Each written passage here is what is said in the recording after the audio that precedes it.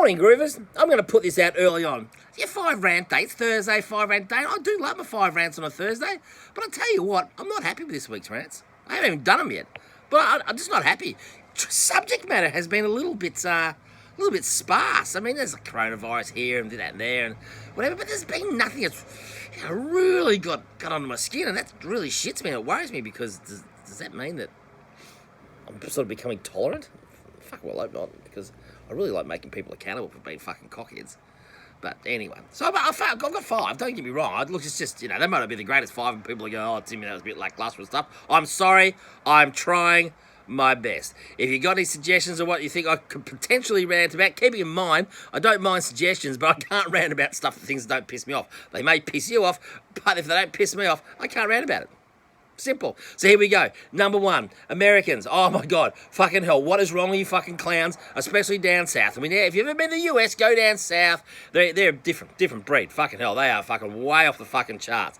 They're fucking gun nut bags and fucking Baptist churches and fucking cockheads. And, there was a Baptist church the other day, and they decided they wouldn't have, socially isolate, because when they were interviewing the women coming out of there, driving out the cars, 3 of them individually said, without any collusion, we can't get the coronavirus because we're covered in the blood of Jesus.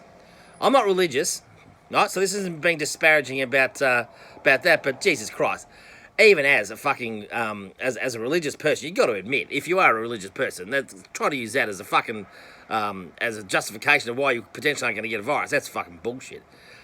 But then again, the same sort of people throw billions of dollars a year at these Baptist fucking ministers who fly across the world in $1 million Gulfstream jets and stuff. So who fucking knows? But I tell you what, Americans, you are dickheads.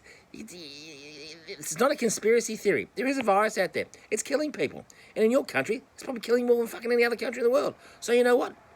If that's the case, let's just close the borders. You can stay and fucking wallow in your own filth for a lot longer. Unfortunately, we'd like to travel to the US, but you make it very difficult for us to boost your tourism economy because you're all fuckwits.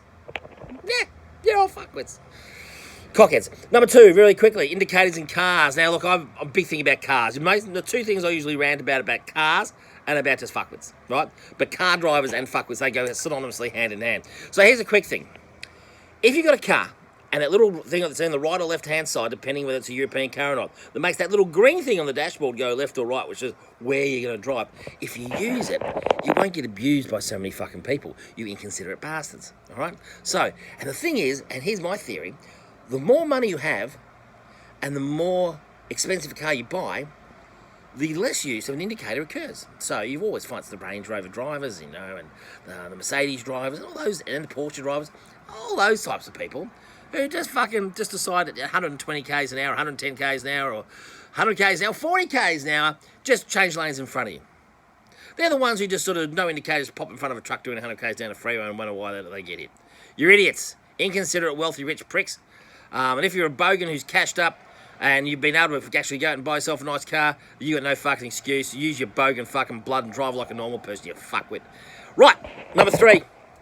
Oh, Dean Laidley and the Coppers. Now, look, you probably heard a story about Dean Laidley, the poor ex-North Melbourne captain, coach, player, whatever he was, in the AFL, and he's cross-dressing, he's been arrested and stuff like that. So we talk about him, that's a bit sad, but mental health issues, and some of the stuff I've seen on social media and stuff is pretty disturbing. But it's not about that, the rant's about the fucking police. Now, as you know, I'm a supporter of the police, I've spoken about it on here, but how bad is it when your personal information, something as sensitive as that, can be released by 1 or 2 stupid coppers who've taken photos and sent it out to social media? Because not only have you now put more distrust in the police, the second thing you've done is you've just lost your fucking jobs. I've got mates of mine who are coppers, and they've been telling us for years that the way they drum into them about, privacy and making sure you use all your systems correctly and stuff like that. I did some projects on police software many years ago. I tell you what, those coppers were done as soon as they released it. Dickheads. And I tell you what, at a time when there's a lot of mistrust and conspiracy theories and shit going around, we need to be able to believe in the police. So fucking, unfortunately, boys, you're going to get sacked, and you're going to have to go find a job doing something else. You fucking dickheads. Yeah, and you deserve it. Even though Dean Laidley's way off the fucking charts. If you have an opportunity, go and have a look at some of the stuff he's done. That's unbelievable.